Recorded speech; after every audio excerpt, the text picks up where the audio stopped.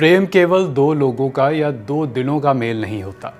कभी कभी यही प्रेम इतिहास भी बदल देता है। आज की कहानी कुछ ऐसी ही है। उस प्रेम की कहानी है जिसने ब्रिटिश सत्ता को हिला दिया, निज़ाम के दरबार में तूफान ला दिया और दो संस्कृतियों के बीच की लकीरों को धुंधला कर दिया। एक अंग्रेज़ अफसर मुगल लिबास, हुक्का पान और जनान खाने की महफिलों में डूब गया। कैसे सैयद खानदान की एक लड़की ने पर्दे की सीमाओं को तोड़कर मोहब्बत का इजहार किया और कैसे ये कहानी सियासत, सत्ता और समाज के टकराव के चलते दुखद अंत में बदल गई। नमस्कार, मेरा नाम है अभिषेक। आप देख रहे हैं ऐतिहासिक किस्से कहानियों से जुड़ा हमारा रोजाना का कार्यक्रम तारीख, जिसमें आज जानेंगे ब्रिटिश इंडिया के दौरान हैदराबाद में रेजिडेंट जेम्स किर्कपैट्रिक और शाही परिवार से जुड़ी खैर उन निसा की प्रेम कहानी का किस्सा, और जानेंगे कि ये व्हाइट मुगल्स का कॉन्सेप्ट आया कहां से। Brought to you by Punjab National Bank, भरोसे का प्रतीक।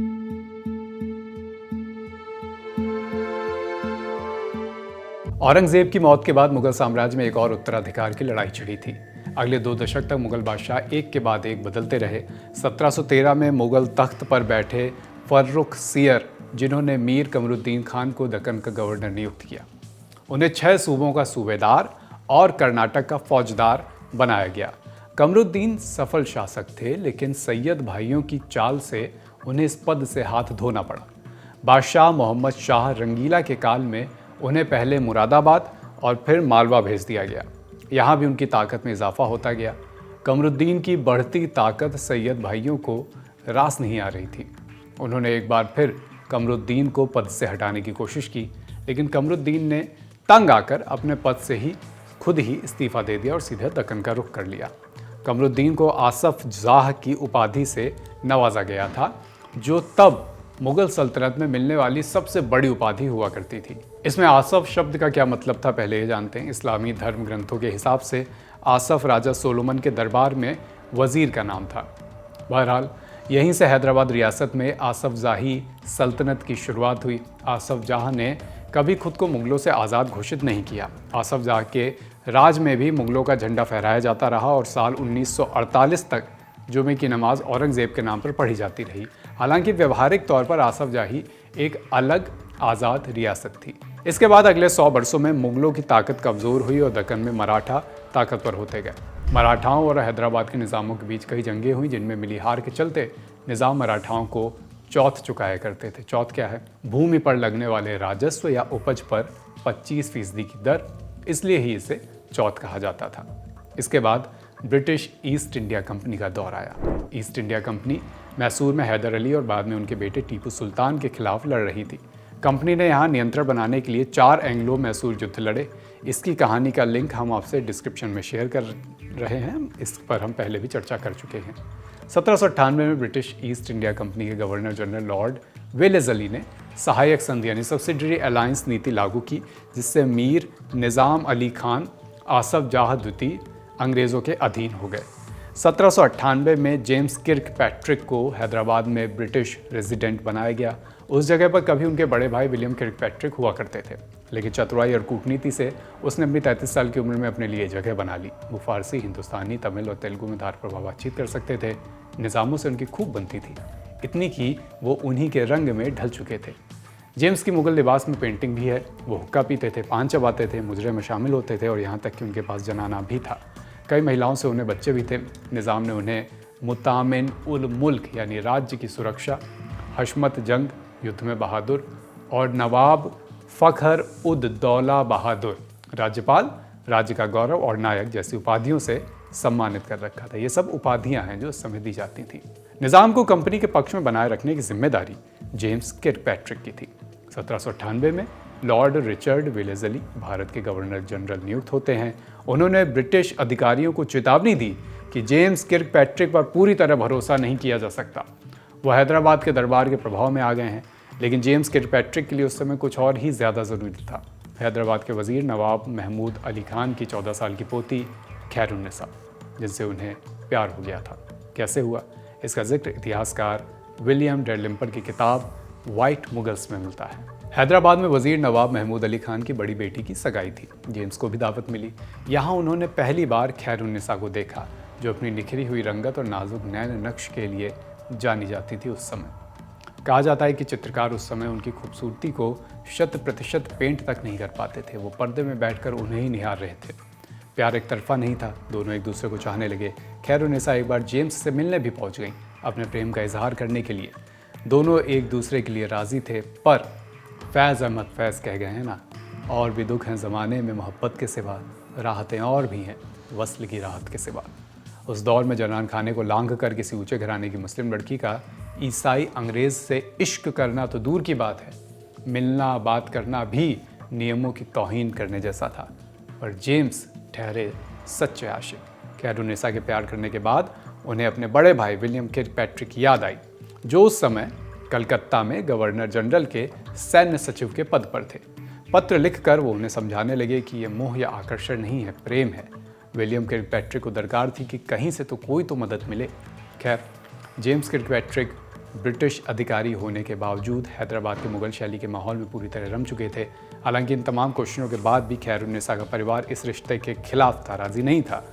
उल्टा इस प्रसंग ने तो पूरे हैदराबाद दरबार को ही हिला दिया। ब्रिटिश और हैदराबादी राजनीति में उस समय इन बातों से भूचाल आ गया था। दरअसल खैरुन्निसा हैदराबाद के शाही परिवार से ताल्लुकात रखती थी। वो सैयदा थीं, यानी पैगंबर मोहम्मद के वंश की महिला थीं। उनके पूर्वज फारसी मूल के थे और हैदराबाद के शासन तंत्र में उनके परिवार की बड़ी तूती बोलती थी। जेम्स किर्कपैट्रिक को उनसे शादी करने के लिए एक ऑप्शन था कि वो इस्लाम धर्म अपनाएं। उन्होंने शर्तें मानी और निकाह किया, शाही परिवार से जुड़ गए। जेम्स किर्कपैट्रिक अब अंग्रेज़ी कपड़े केवल औपचारिक मौके पर ही पहनते थे। वो अक्सर मुगल लिबास में ही नजर आने लगे। उनके हाथों में मेहंदी भी थिक थी। उन्होंने मुगलों की तरह मूछ भी रखी, जो ब्रिटिश अधिकारियों को चौंकाने के लिए काफ़ी था उस समय। जेम्स ने खैरुन्निसा के लिए ब्रिटिश रेजिडेंसी से इत्र से महकते बागों, रसीले फलों, कबूतरों की गुटुरगुम के बीच एक अलग जनाना बनवाया। दोनों को एक बेटा एक बेटी हुए। 1805 में प्रसिद्ध ब्रिटिश कलाकार जॉर्ज चिन्नेरी ने मद्रास में इन दोनों बच्चों की एक पेंटिंग बनाई। लेकिन तमाम कवायद के बावजूद भी खैरुन्निसा के दादा नवाब महमूद अली खान इस निकाह से बेहद गुस्से में थे, नाराज़ थे। उन्होंने इसे अपने परिवार की तौहीन माना और तौहीन मानते हुए हैदराबाद की सबसे बड़ी मस्जिद मक्का मस्जिद जाकर दक्कन के सभी मुसलमानों को ब्रिटिशों के खिलाफ भड़काने की धमकी दी। ये ब्रिटिश प्रशासन के लिए एक बड़ा खतरा बन सकता था, क्योंकि हैदराबाद खास रियासत थी और वहाँ किसी भी तरह का विद्रोह सत्ता के लिए खतरा साबित हो सकता था। जेम्स किर्कपैट्रिक पहले से ही ब्रिटिश गवर्नर जनरल लॉर्ड वेलेज़ली के निशाने पर थे। मामले ने तूल पकड़ लिया तो किर्कपैट्रिक को कलकत्ते बुला लिया गया। ब्रिटिश अधिकारी उन्हें डबल एजेंट मानने लगे थे। अब जब जेम्स किर्कपैट्रिक से उनकी शादी के बारे में सवाल किए गए तो उन्होंने पहले खैरुन्निसा से निकाह की बात से इनकार कर दिया। हालांकि जांच के बाद उन्होंने इस बात को बाद में कबूल किया कि हाँ, निकाह हुआ है। नतीजतन उन्हें पद से तो हटाया ही गया, उनके दोनों बच्चों को ब्रिटेन भेज दिया गया। लंदन के सेंट मैरी चर्च में उन्हें बपतिस्मा यानी ईसाई धर्म में दीक्षा दी गई। नाम बदले गए, विलियम और कैथरीन रखा गया, जिसके बाद वे कभी भी भारत लौट कर नहीं आए। हैदराबाद के निज़ाम मीर निज़ाम अली खान यानी आसफ जे सेकंड ने इस पर चुप्पी साधे रखी। शाही परिवार से कोई भी इस मामले पर कुछ भी बोलने से कतरा रहा था। दरअसल इसी साल 1801 में दूसरा एंग्लो मराठा युद्ध खत्म हुआ था, जिसमें ब्रिटिशों की जीत के बाद निज़ाम को पूरी तरह ब्रिटिश संरक्षण में आना पड़ा। हैदराबाद भारत के सबसे बड़े और सबसे समृद्ध राज्यों में से एक था, लेकिन अब ब्रिटिशों की कठपुतली बन चुका था। 85% हैदराबादी नागरिक हिंदू थे, इसलिए ब्रिटिशों को विश्वास था कि अगर ज़रूरत पड़ी तो निज़ाम को हटाकर कोई और शासक बैठाया जा सकता है। निज़ाम ऐसा होने नहीं देना चाहते थे, इससे किर्कपैट्रिक के मामले में चुप्पी साध ली। 1805 में जेम्स किर्कपैट्रिक की कलकत्ते में बुखार से मौत हो गई। अपनी वसीयत में उन्होंने लिखा, मेरे 2 बच्चों की प्रिय और सम्माननीय माँ के लिए मैं अपार प्रेम और श्रद्धा रखता हूँ। खैरुन्निसा को 18 दिन बाद किर्कपैट्रिक की मृत्यु की खबर मिलती है। वो पूरी तरह अकेली और समाज से बहिष्कृत की जा चुकी थी। खैरुन्निसा को मछलीपट्टनम भेज दिया गया। 1813 में मात्र 27 साल की उम्र में उन्होंने दुख और अकेलेपन में दम तोड़ दिया। कहानी खत्म यहाँ नहीं होती है। खैरुन्निसा और किर्कपैट्रिक के 2 बच्चों का क्या हुआ, जो कभी भारत लौटे ही नहीं। मीर गुलाम अली, जिसे विलियम नाम दिया गया था, उन्होंने ऑक्सफोर्ड यूनिवर्सिटी से 1820 में ग्रेजुएशन पूरा किया, लेकिन 27 साल की कम उम्र में उनकी भी मौत हो गई और उनकी बेटी नूर उन्निसा, जिन्हें कैथरीन नाम दिया गया था, शादी उनकी ब्रिटिश सेना के एक अधिकारी से हुई।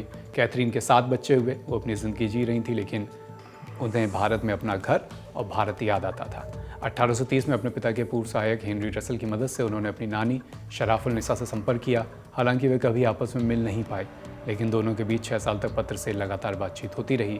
हो सकता है कि उनके वंशज आज भी कहीं मौजूद हों, जिन्हें हम आप वाइट मुगल्स कहते हैं।